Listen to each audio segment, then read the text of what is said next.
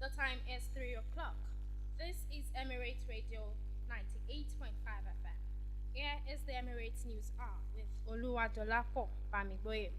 First, the highlight.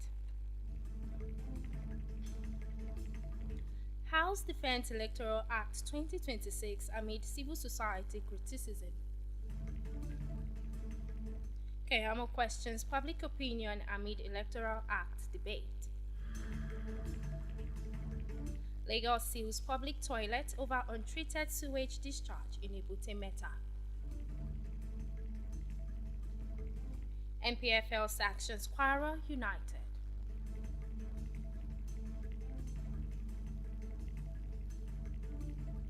And now the news in full.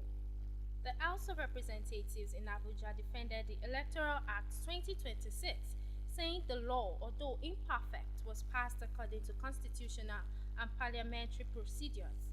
Speaking at a press conference with civil society groups, spokesman Honorable Akin Rotimi dismissed claims that public opinion was ignored, especially on electronic transmission of results, and condemned the tear gassing of protesters at the National Assembly.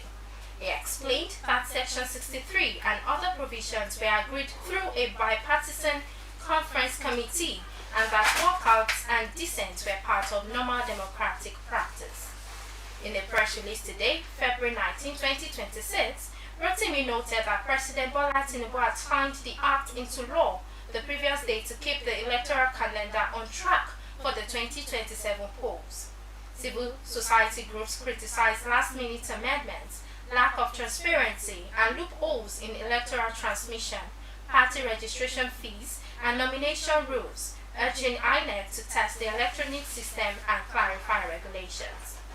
Despite these concerns, reforms such as downloadable voter cards, a disability-inclusive register, and strong anti-fraud penalties were welcomed, providing a framework for credible and inclusive elections.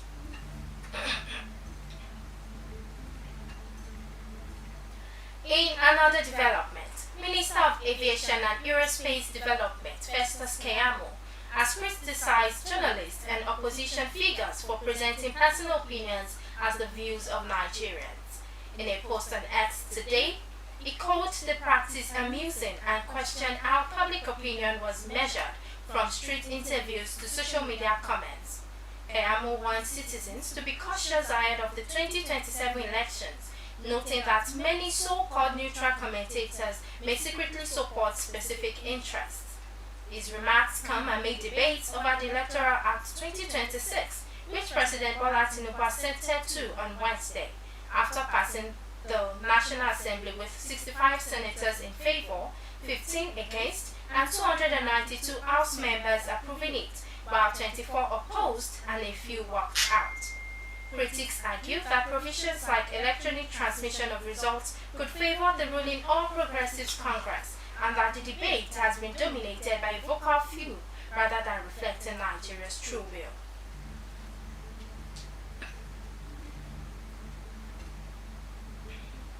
In another bit, the Lagos State Water Waste Management Office, LASWAMO, has sealed a public toilet on Savage Street, Ebute Meta, after inspectors confirmed that it was discharging untreated sewage into public drain, prompting complaints from residents about strong odors and visible sewage flow. Commissioner for Environment and Water Resources, Tokunbo Wahab, announced enforcement today and described the act as a public nuisance with serious health implications, warning that offenders would be prosecuted and urging residents and businesses to adopt responsible wastewater disposal practices.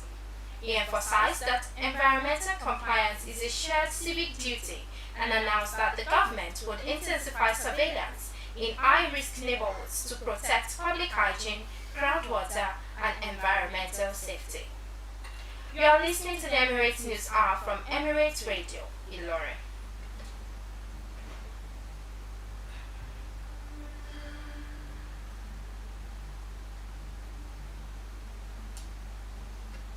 Welcome back. The Anambra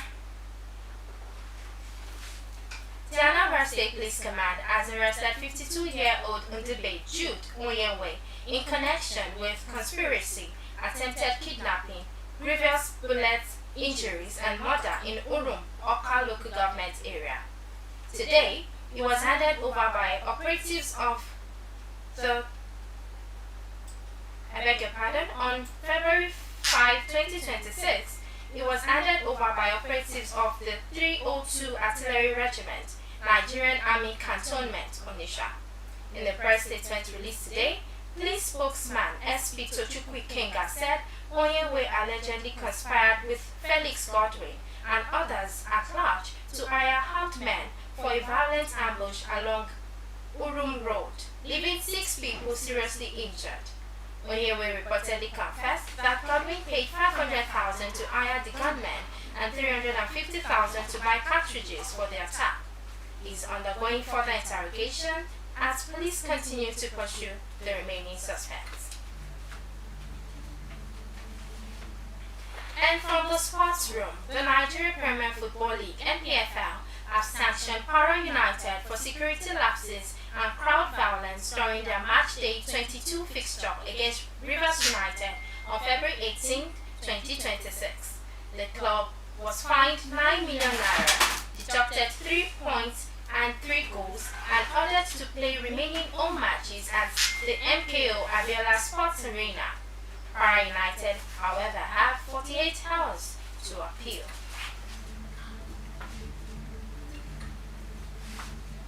That will be all on Emirate News Hour. Here again are the main highlights. House Defense Electoral Act 2026 amid civil society criticism. Keyamu questions public opinion amid Electoral Act debate. Lagos seals public toilet over untreated sewage discharge in Ebute Meta. NPFL sanctions Kwara United. The Emirate News Hour was compiled and edited by Taufiko Bello and brought to you by Oluwadolapo Bamigboye. For updates and interactions, follow us on all our social media platforms at Emirate Radio 98.5 FM or visit us on our website at www.emirateradio.ng.